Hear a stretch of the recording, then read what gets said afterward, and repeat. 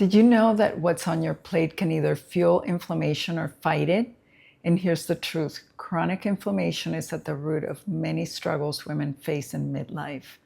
From fatigue and belly fat to brain fog, joint pain, and even autoimmune conditions. But the good news, by replenishing your eating with a nutrient-dense, plant-focused plan, you can start calming that inflammation one meal at a time.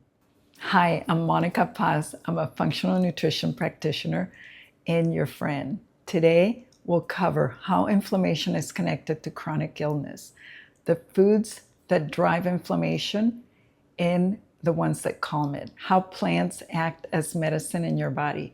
And I'll share my own story of how this changed my own health. By the end, you'll have tools to start shifting toward a nutrient-dense, anti-inflammatory way of eating. If you're interested, keep watching.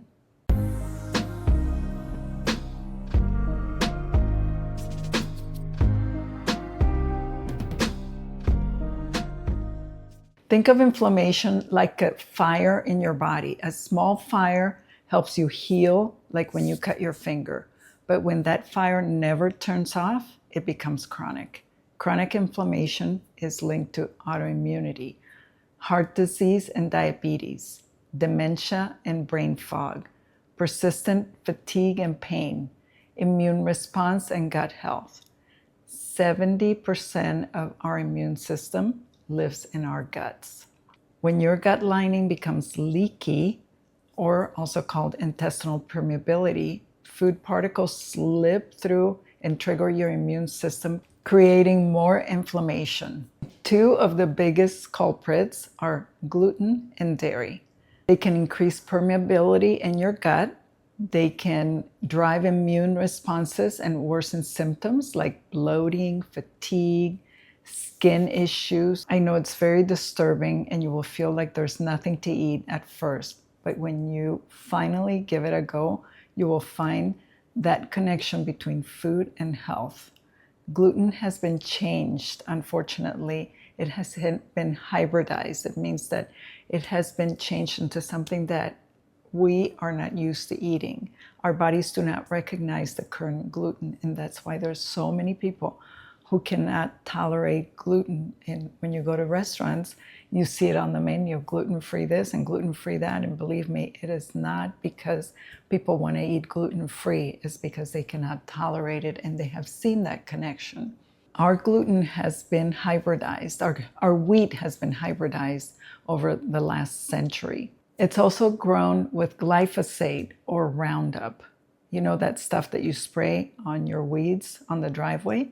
Yeah, that is sprayed all over the wheat, and we eat that. Unfortunately, it's hurting our gut microbiome. All you need to do is remove wheat and wheat-containing products from your diet for 1 week, and you will see the difference. Your skin will clear, your pain will decrease, and you will feel less inflamed. Unfortunately, a week is not enough. This is why I recommend that you try this for at least 30 days. My clients see at least 50% of their symptoms disappear within 30 days. And then after that, you can start healing and you can start seeing what else you need to do. But unless you do this, all of these symptoms become very muddy. They become very complex, and sometimes we feel like it's something a lot more serious than what it is. But beginning with the food is so vital. Don't take my word for it. Try it to see how you feel. And remember, gluten and dairy are the magical pair. It's as if you're sitting on two thumbtacks at the same time. If you remove one, how much pain are you still in? So you cannot remove one without the other and get the results that you need. So I would say give it a go. Find out what it's like to be without gluten and dairy. I'll give you some tools so that you don't feel like there's nothing to eat. In order to start the anti-inflammatory diet, you really need to look at foods that cause inflammation in the body. So the big rocks are gluten and dairy, as we discussed, but there are other foods that can also cause inflammation, and these are called nightshades. Nightshades are foods like potatoes, tomatoes, peppers, and eggplant. They can be inflammatory for some people, especially people with autoimmune conditions. Processed oils also, like soybean, corn, canola, safflower, sunflower, all of these processed oils are called seed oils, and they can also be inflammatory. They can create oxidative stress in your body. They're usually hidden in salad dressings, fried foods, crackers, and in restaurant foods. Not everyone reacts the same way. Some symptoms are very subtle, like headaches, joint pain, brain fog, things that you sometimes cannot put your finger on, and that's why it's important to do it for at least 30 days. Food sensitivity testing can be helpful, but you have to learn a lot by paying attention to how you feel after meals. This is the foundation of an anti-inflammatory diet, removing the inflammatory foods, adding nutrient-dense foods, and tuning into your body so that you can know what the symptoms feel like with and without the foods. Now let's talk about the power of plants.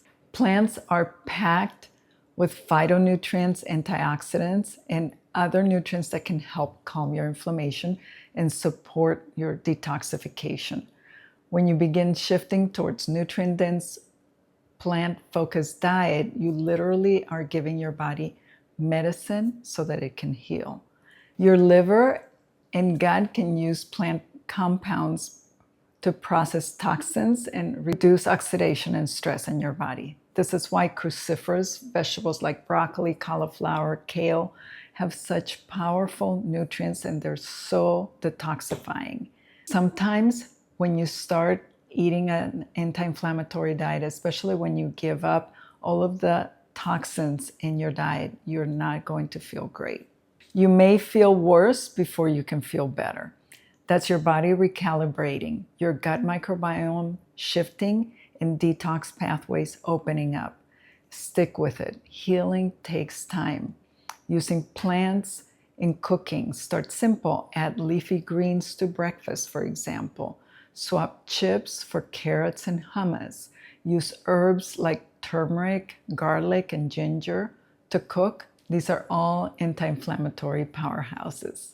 Let me share a bit of my own story. I grew up eating whole foods. Then I came to the US and I started eating more and more processed foods as time went on. And my health changed. I experienced gut issues, joint pain, fatigue, and brain fog. My blood sugar went through the roof. This was a huge surprise. My dad had diabetes, and I had never had elevated blood sugar. After all, I was a dietitian, and I felt like I was doing everything right. I was exercising, I was eating healthy, and was pretty much young. I was in my late 30s. The pain became unbearable. So I went to see my doctor, and he told me that I was just getting old, and he gave me an antidepressant. I took it, and it backfired on me. I started getting the worst panic attacks and anxiety. My sleep also became irregular. Does this sound familiar to you? And honestly, I didn't know what to do. So I started to pay attention to what I was eating. I began to remove processed foods from my diet. But when I shifted to the anti-inflammatory, nutrient-dense diet, my energy came back, my pain decreased, my blood sugar balanced. And then I became a true believer in the power of food as medicine. I want to pause here for a second and ask you that if you like this video, to please give it a thumbs up and remember to subscribe, because that really helps the channel. I appreciate your being here. So let's move on and ask the question, where can you start? How do you start after learning all this? You're going to remove your obvious triggers. If you're drinking milk and getting diarrhea, that's a good red flag that you should stay off milk, at least for a while. Cut back on gluten and dairy if possible. Go 100% off of gluten and dairy, because that's what's going to give you the maximum results. Cut back on processed oils and processed packaged foods. After all that, add nutrient-dense food. And I have prepared a PDF for you. How much protein should I eat? You begin with protein. When you start adding protein to your diet, to your breakfast, your lunch, and your dinner, your blood sugar balances, and you start feeling more centered. When that happens, then you can begin to add more foods that are nutrient dense. But begin with your protein. You're going to get so much information from that PDF that I have prepared for you. Add nutrient dense foods to your diet. Make sure that your plate has about half of it full of veggies. So whether they're cooked veggies or perhaps some sweet potato, and your chicken, fish, or poultry, you are going to have a nutrient dense diet if you're eating real food that comes from nature. Listen to your body. Notice if you feel better, or if your foods are triggering symptoms. It doesn't have to be complicated. Start with one swap at a time. So here's the big picture. Food is not about calories, it's information. Every bite you take can either fuel inflammation or can help you heal. If you're ready to take the first step and start shifting towards nutrient-dense and an anti-inflammatory plate, one meal at a time, then you can download the PDF that I have prepared for you. And if you want more tools, I'm also available to work with you one-on-one.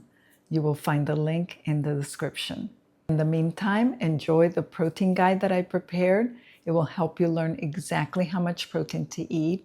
It will tell you the difference between the different protein powders, and it will calculate protein intake in your diet. It will give you sample meals plus recipes. You can grab it in the link below. Don't forget to like this video, subscribe, and share it with someone who needs to hear this message. And tell me in the comments, what's one food swap you're going to make this week? I'll see you in the next one. Bye-bye.